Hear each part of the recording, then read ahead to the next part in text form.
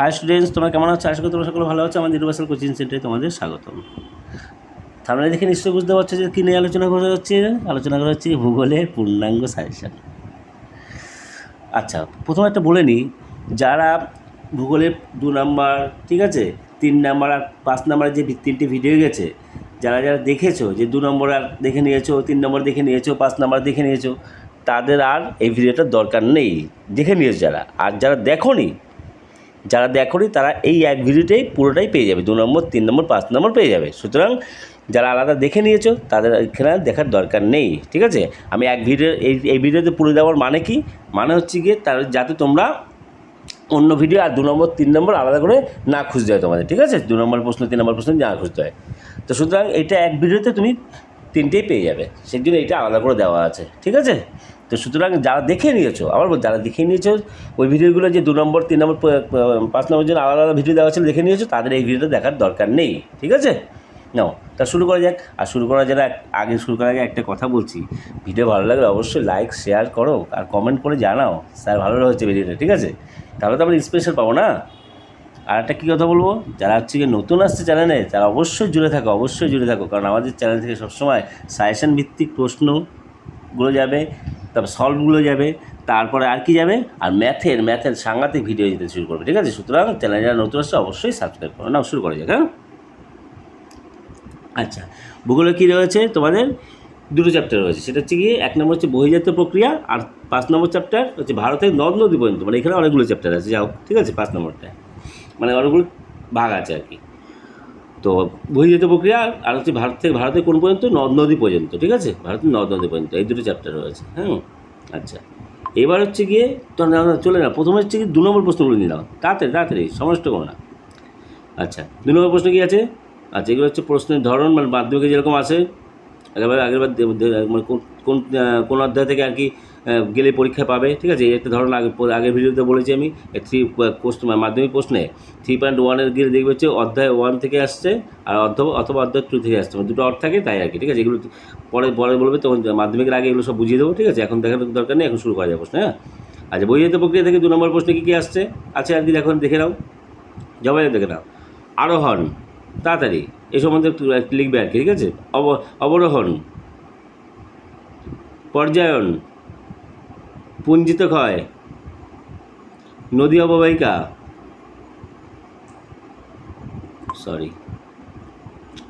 জলবিভাজিকা, জলপ্রপাত, প্রতাপকূপ, পাখির পায়ের মতো বদ্বীপ, লোয়েস, ঝুলন্ত উপত্যকা, খই ভবন,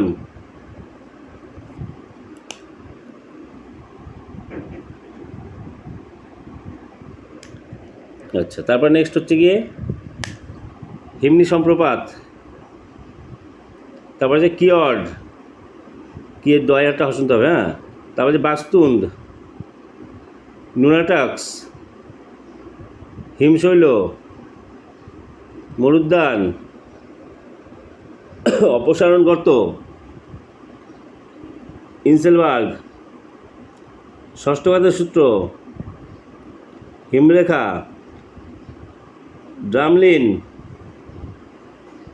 অপসারণ সৃষ্ট গর্ত, খাড়ি, জলচক্র, বারখান, হয়ে গেল 2 নম্বর, ঠিক আছে। এবার চলো, মানে প্রথম অধ্যায় থেকে হয়ে গেল। 5 নম্বর অধ্যায়, দুন, ময়দান, কচ্ছের রান, মরুস্থলী, কয়াল, তাল, দোয়াব, যা শুধু মিলিয়ে নাও, ঠিক আছে, যারা আগে ভিডিওগুলো দেখেছো। আচ্ছা, বৃষ্টির জল সংরক্ষণের পদ্ধতি, পশ্চিমী ঝঞ্ঝা, লু, বৃষ্টিপাতের ছেদ, কালবৈশাখী, এল নিনো, লা নিনো, অম্লবৃষ্টি, সামাজিক বন সিজনের দুটো বৈশিষ্ট্য, ডাব চাষ, ঝুম চাষ, বাগিচা কৃষিজ, খারিফ শস্য, রবি শস্য, মিলেট, তরাই, কারেওয়া, মাদারো ভাঙাড়, ভাবর, আন্ধি, সামাজিক বনসৃজন, কৃষি বনসৃজন, বহুমুখী নদীকর প্রধান উদ্দেশ্য, রেঙ্গুর, ঠিক আছে। আরে এই করে দেওয়া আছে ভাঙর, খাড়া, ম্যাঙ্গ্রোভ অরণ্য, কৃষি মৌসুমী বিস্ফোরণ, ঠিক আছে। আচ্ছা, এবার সে 3 নম্বর প্রশ্নে চলে আসো। 3 নম্বর প্রশ্ন কী আছে? 1 নম্বর বহির্জাত প্রক্রিয়া থেকে পার্থক্য লেখো। পার্থক্য লেখো কোনগুলো পড়বে? এগুলো পড়বে। অবরোহণ ও আরোহণ, গিরিখাত ক্যানিয়ন, পেডিমেন্ট ও বাজাদা, রসে মাতানো ও ড্রুমলিন বা ড্রামলিন আর কি, সরি ড্রামলিন হবে। অনুদৈর্ঘ্য কোথায় গেল? অনুদৈর্ঘ্য বালিয়ারি ও তির্যক বালিয়ারি। মরু অঞ্চলে বায়ুকার্যের প্রাধান্য দেখা যায় কেন? নদীর মোহনায় বদ্বীপ কেন গড়ে ওঠে ব্যাখ্যা করো। অনুদৈর্ঘ্য বারখান বালিয়ারির মধ্যে 3টি পার্থক্য। আগের থেকে অন্য ছিল কিন্তু, হ্যাঁ দেখে নিও। আচ্ছা, 5 নম্বর হচ্ছে নদীর বহন কার্যের 3টে প্রক্রিয়া সংক্ষেপে আলোচনা করো। 6 নম্বর হচ্ছে অশ্বক্ষেত্র জল কীভাবে সৃষ্টি হয়। 7 নম্বর হচ্ছে জলপ্রপাত উৎসের দিকে সরে যায় কেন। 8 নম্বর হচ্ছে মরুভূমির সম্প্রসারণের 3টি কারণ লেখো। 9 নম্বর হচ্ছে ঝুলন্ত উপত্যকায় জলপ্রপাত দেখা যায় কেন। দাঁড়িয়ে প্রশ্ন ইন্টারভিউ চাই না ভাই, হ্যাঁ। আচ্ছা, 10 নম্বর হচ্ছে বায়ু কী কী প্রক্রিয়া ক্ষয় করে। 11 নম্বর হচ্ছে উপনদী ও শাখা নদীর মধ্যে পার্থক্য লেখো। 12 নম্বর হচ্ছে সুন্দরবন অঞ্চলের উপর জলবায়ুর পরিবর্তনের প্রভাবগুলো কী কী হয়ে গেল। এবার হচ্ছে কি ভারতের নদ নদী থেকে, হ্যাঁ 3 নম্বর প্রশ্নগুলো। আচ্ছা, মালনাদ ও ময়দানের 2টি পার্থক্য। বহুমুখী নদী পরিকল্পনা কী। অতিরিক্ত ভৌমজল উত্তোলনের কুপ্রভাবগুলি বর্ণনা করো। পূর্বঘাট ও পশ্চিমঘাট পর্বতমালার মধ্যে পার্থক্য লেখো। ভারতের পশ্চিমবঙ্গের নদী মোহনায় বদ্বীপ গড়ে ওঠেনি কেন ব্যাখ্যা করো। ভারতের মৌসুমী জলবায়ুর বৈশিষ্ট্য লেখো। পশ্চিমঘাট পর্বতের পশ্চিম ঢালে শৈলক্ষেপ বৃষ্টিপাত ঘটে কেন। ভারতের ক্রান্তীয় চিরহরিৎ উদ্ভিদ ও ক্রান্তীয় পর্ণমোচী উদ্ভিদের বৈশিষ্ট্যের 3টি পার্থক্য লেখো। ভারতে অরণ্য সংরক্ষণের 3টি প্রধান উপায় লেখো। বন বিকাশের কারণ কী।